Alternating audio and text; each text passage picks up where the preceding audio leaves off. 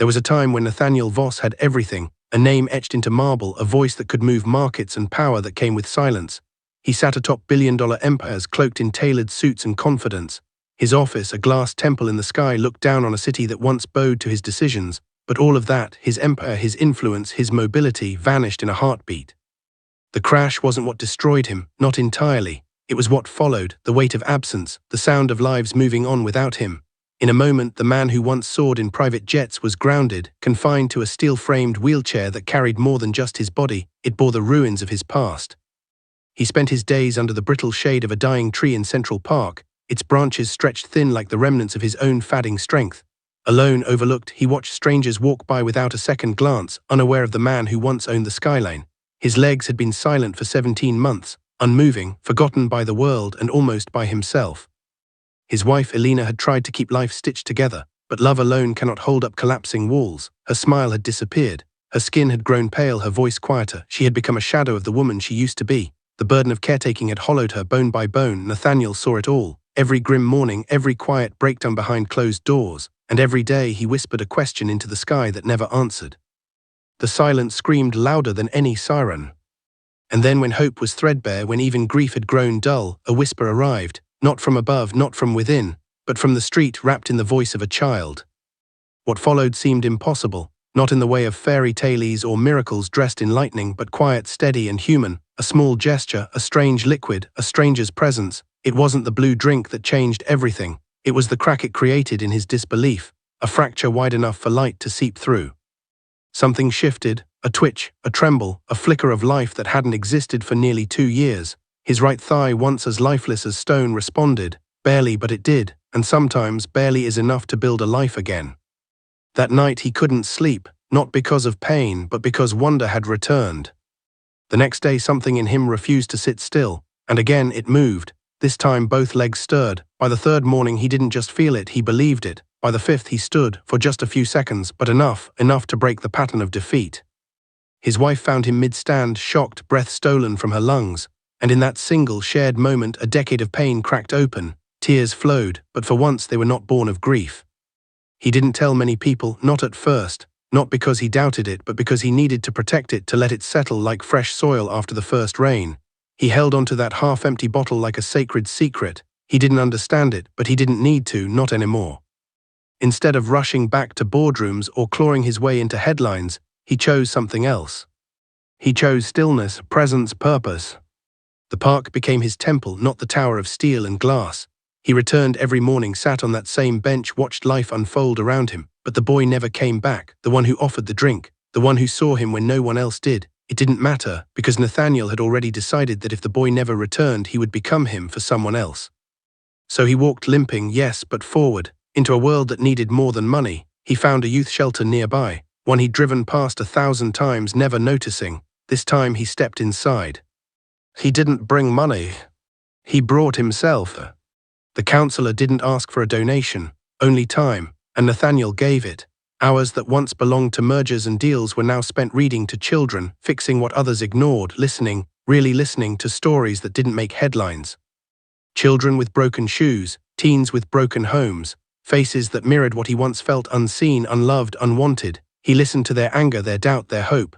And somewhere between the dust and the laughter, he started building again, not companies, not investments. Lives.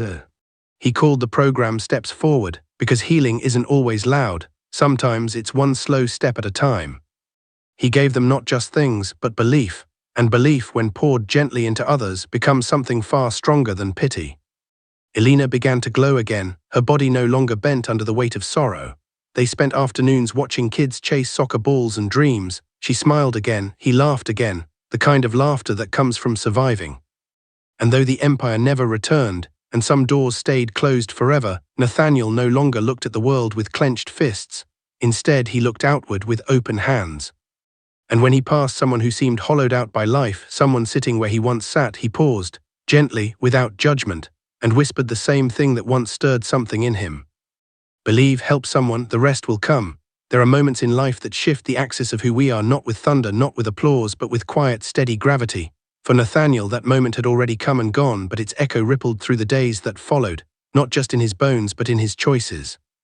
He no longer clung to titles or resumes. The walls of his penthouse still stood, yes, but they no longer made him feel tall. What did was kneeling beside a 6-year-old who hadn't spoken in days, handing her a pencil and seeing her sketch a smiley face on crumpled paper.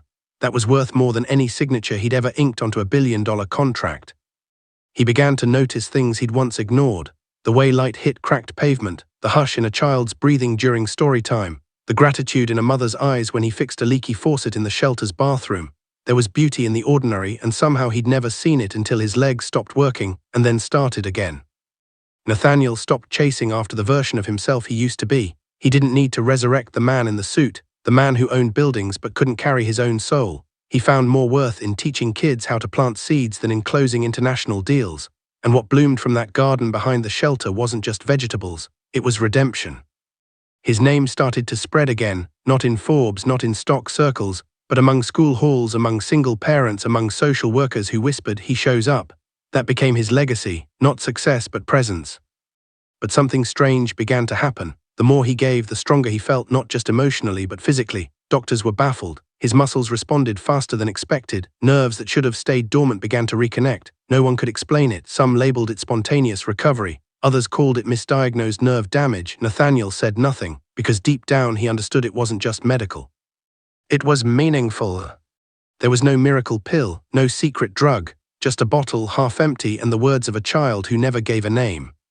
He kept that bottle by his bedside, sealed and untouched, not for fear of wasting it, but because its real power had never been in the liquid itself. It had been in the invitation it carried, an invitation to believe in something beyond what the eye could measure, to believe in healing, in giving, in rising slowly.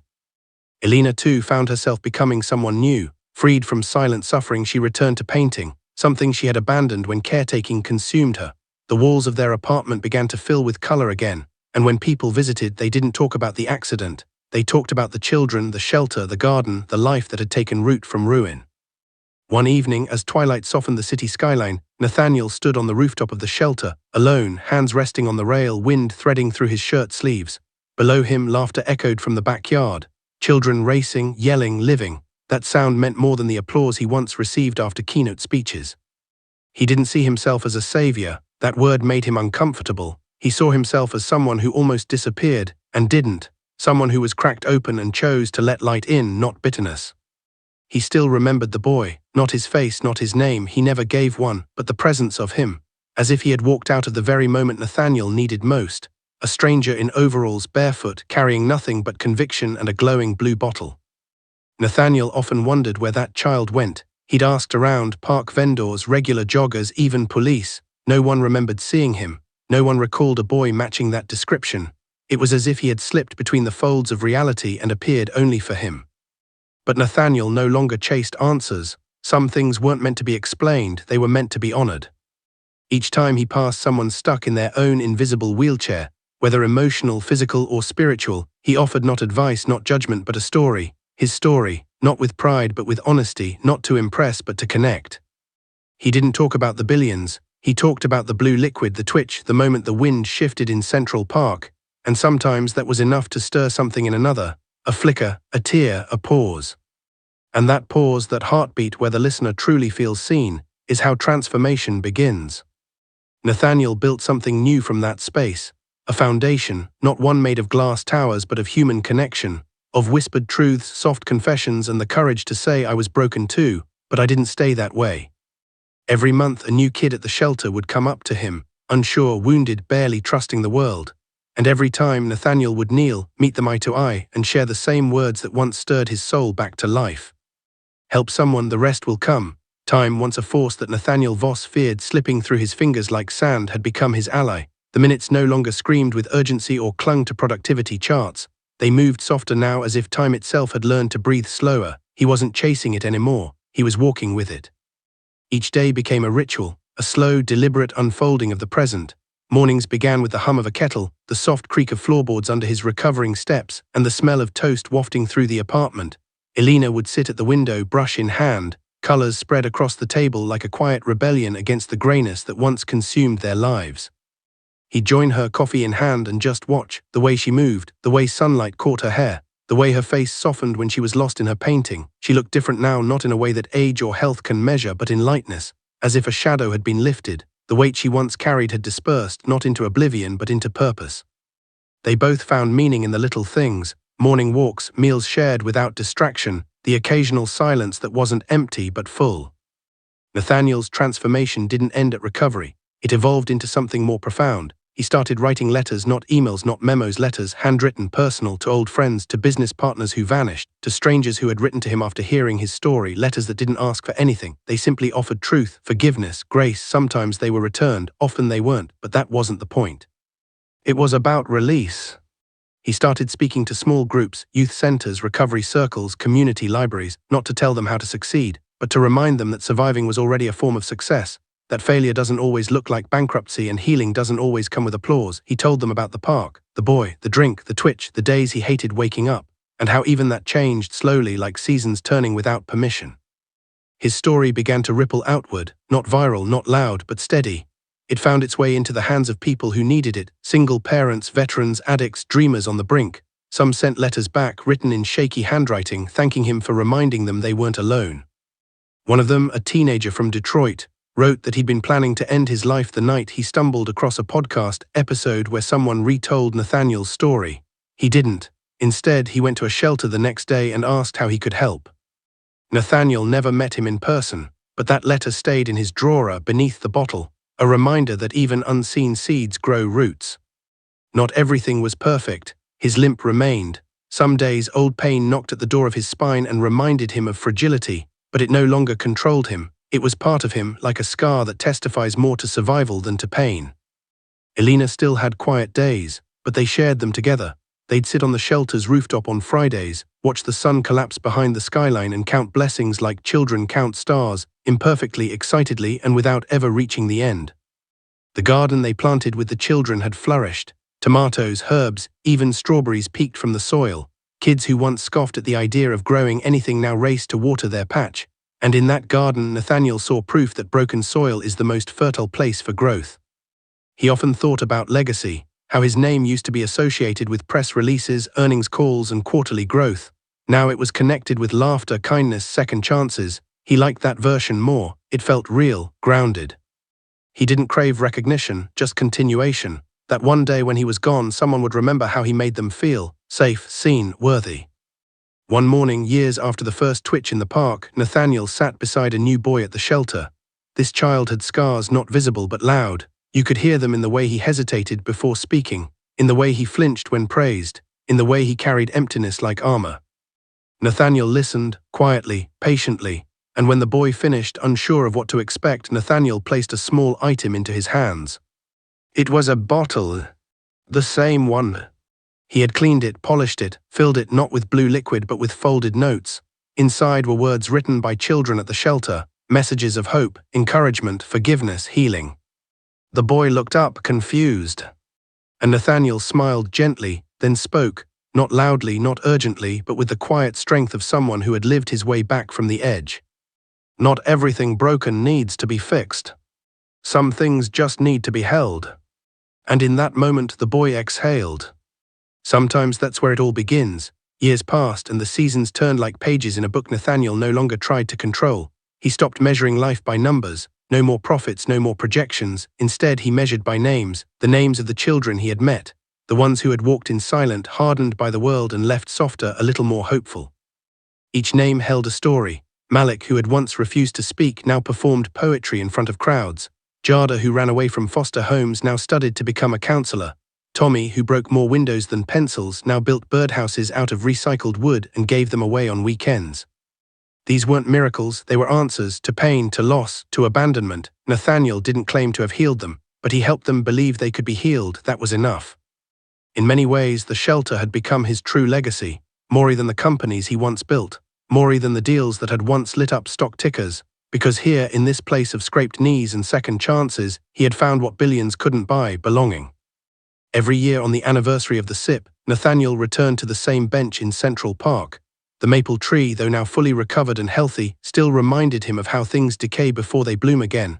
He'd sit there in silence, bottle in hand, remembering not just the moment but the awakening. He never saw the boy again. Not once. No glimpses in passing, no new name surfacing in the shelter, no odd coincidences, nothing. And yet his presence remained.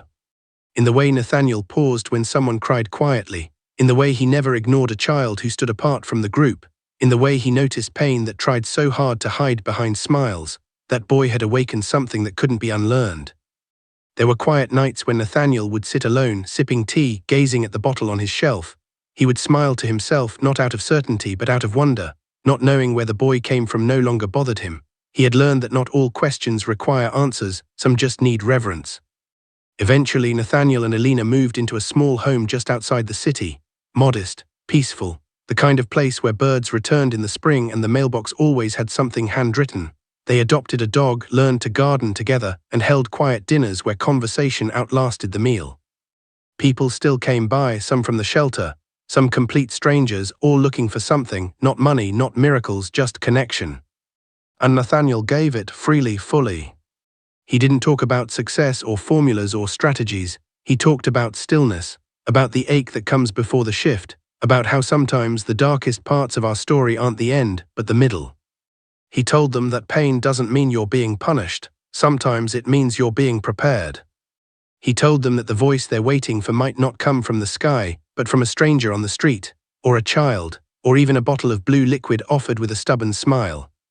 He told them that healing isn't about speed, it's about surrender. That helping someone else is sometimes the exact thing you need to find yourself again. And that walking, however slow, however limping, is a victory worth celebrating. He didn't try to fix people, he listened to them until they started fixing themselves.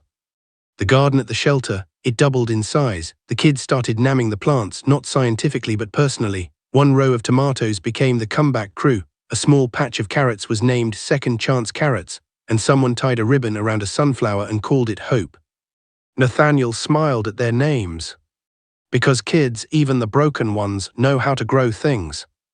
They just need someone to believe in their soil.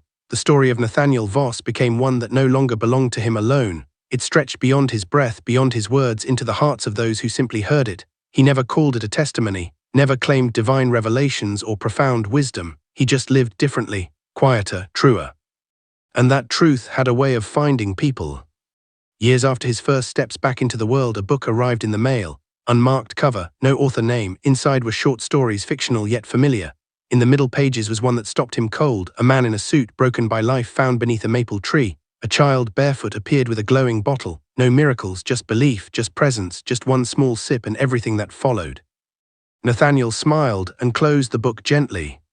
Someone knew. Maybe they'd been watching. Maybe someone else had seen the boy too. Or maybe it was just the way stories pass from one soul to another, unclaimed, untamed, and eternal. He never found out who sent the book. He didn't try. Some gifts are meant to be opened, not chased. The older he got, the more he leaned into the smallness of things, the way rain hit leaves, the quiet strength of an apology, the sound of laughter echoing down a hallway. That was where he found the divine, not in thunder but in whisper. One winter, Alina fell ill, not severely but enough to rattle him, enough to remind him how fragile this new life was. He sat by her bed each night, holding her hand, brushing her hair back gently. She recovered, slowly, but he realized something during that time. He wasn't afraid anymore. Not of loss, not of pain, not even of the unknown. Because once you've been broken, once you've had everything stripped away, you understand something most people run from. Nothing you cling to lasts, but everything you give away echoes. The shelter continued to grow.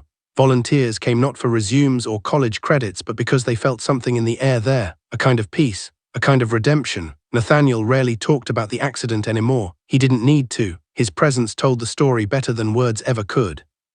And yet late at night, when the house was quiet and Alina was asleep, he'd still sit near the window, bottle in hand, and whisper into the dark, not a question anymore but gratitude. For the crashy, for the chair, for the silencer, for the boy, for the sipper. Because everything that had nearly ended him had, in truth, begun him.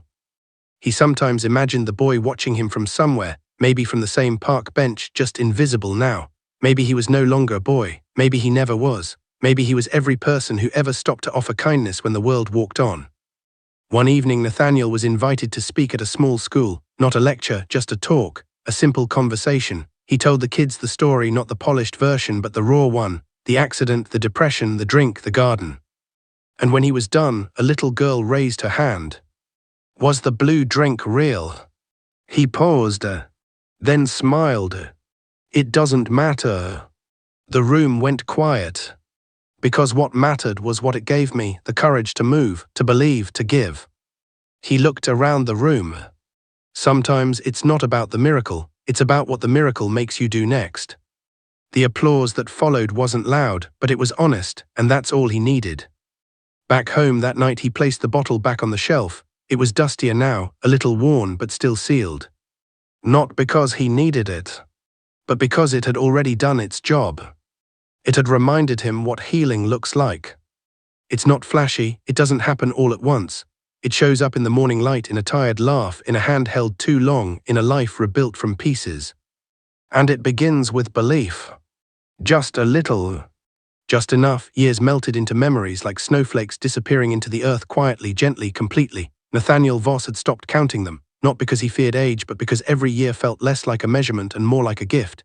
He never again tried to reclaim the man he was. That version had served its time. It had built kingdoms of glass and steel, yes, but also walls around his soul. Now his legacy lived in different places.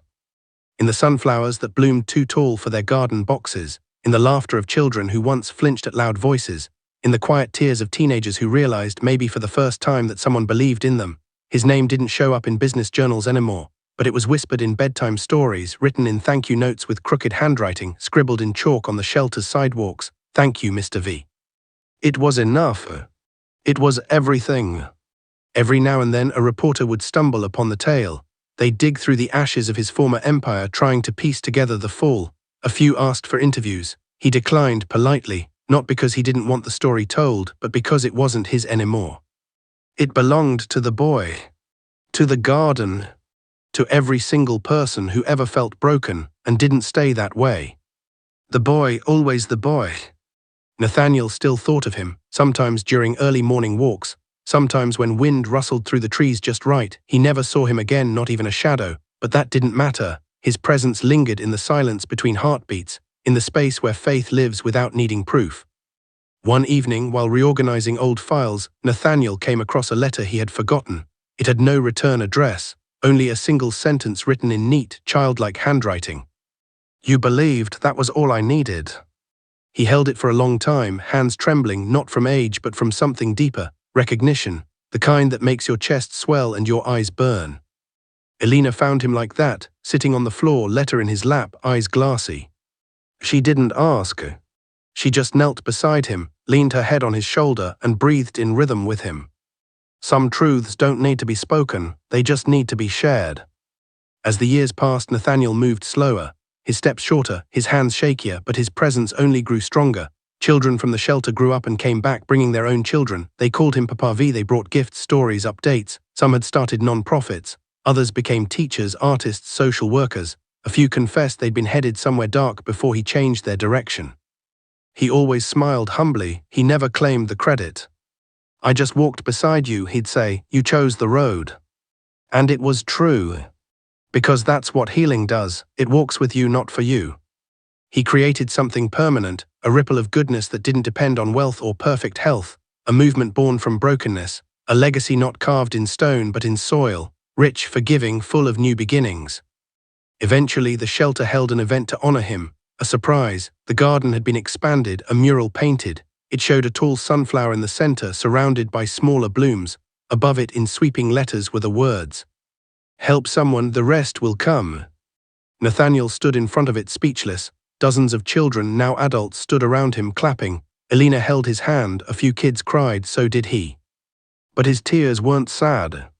They were the kind that only come when a full circle quietly, finally closes. Later that evening, as the sun dipped low and music faded, he sat alone beneath a maple tree near the shelter. Not the one from the park, but one they planted themselves. A new tree, but the same sky. And for a moment he felt it again.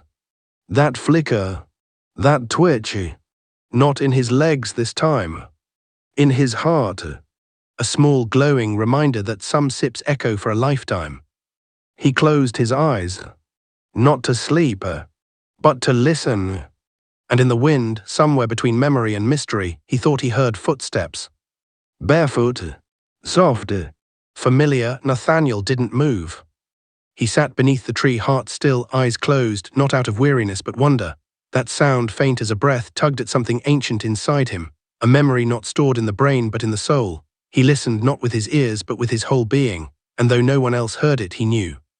It was him, the boy.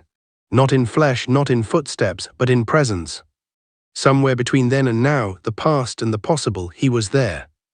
And for the first time in a long while, Nathaniel didn't feel the need to search for him, not with his eyes, not with questions, not even with longing, because what the boy had left behind wasn't a moment, it was a message, and messages, when truly heard, live forever.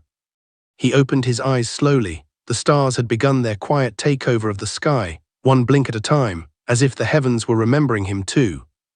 A breeze swept through the branches, a gentle rustle, not just weather but something more intimate, like the world exhaling, like life whispering you did well. The garden shimmered under the moonlight, not perfect, not trimmed into submission, wild, real like the kids who grew it, some leaves bent from storms, some petals uneven, some patches of soil cracked, but all of it alive. Nathaniel leaned back against the bark of the tree and let himself rest, not just his body, his story. He had carried it long enough, spoken it gently enough, planted it deeply enough, now it could grow without him. That night he dreamed, not of boardrooms or brokenness, but of barefoot boys and glass bottles, of laughter echoing through hallways that once held silence, of gardens that healed more than hunger, and of a simple phrase carried from heart to heart like a sacred flame: help someone, the rest will come. When morning came, the first light touched the mural on the shelter wall. The sunflower glowed golden. A few early risers from the shelter walked past the tree and found Nathaniel there, peaceful, still, eyes closed, a smile on his face. The bottle sat beside him on the bench, sunlight refracting through the glass like a jewel. They didn't wake him. They didn't need to. They simply sat near him, quiet, breathing in the stillness he had taught them to honor. Time passed. The garden grew. Children became teachers. Wounds became stories. And the bottle, it was placed in the center of the shelter's new community room. Not as a relic, not as magic, but as a reminder that belief doesn't always roar. Sometimes it just whispers. Sometimes it just waits. And sometimes it walks in barefoot with a bottle in hand and leaves behind the kind of change no amount of wealth or power could ever create. It leaves behind a beginning. The years that followed weren't written in gold or grandness, but in something far more lasting: memory. Memory that didn't fade with age but grew deeper with meaning. The shelter was renamed, not to honor a man but to carry a message. The steps forward center. On its walls in every hallway were small plaques, not with donor names but with words spoken by children who had once believed they were forgotten. One plaque simply read, "Someone believed in me when I didn't believe in myself." Another, "I found my voice here." And at the center of it all stood the glass bottle, untouched, unopened, filled now with hundreds of handwritten notes folded like tiny prayers. From children, from volunteers, from strangers who'd heard the story. Notes of gratitude, of sorrow, of hope. People came from far and wide, not for miracles, but for meaning. They didn't come to meet a billionaire-turned-hero. They came to sit on the bench beneath the maple tree that now stood at the shelter's edge, grown from a seedling taken from Central Park. That tree became sacred ground, not because of what it was, but because of what it had seen. There were no statues, no monuments, just a tree, a garden, and a message passed from hand to hand. Help someone, the rest will come. And in the silence between those words, lives changed. One quiet evening, long after Nathaniel's time, a young boy arrived at the shelter. He was barefoot, wore faded denim, walked alone. The volunteers didn't know his name, he didn't give one. He simply wandered through the garden, pausing at each bloom, smiling softly. Then he entered the community room, stood in front of the bottle, and whispered something no one could hear. And just like that, he was gone. Some swore they saw him vanish. Others say he walked out the back door and disappeared into the trees. No one ever found out. But it didn't matter, because every single person in that room felt it. That flicker, that shift, that beginning.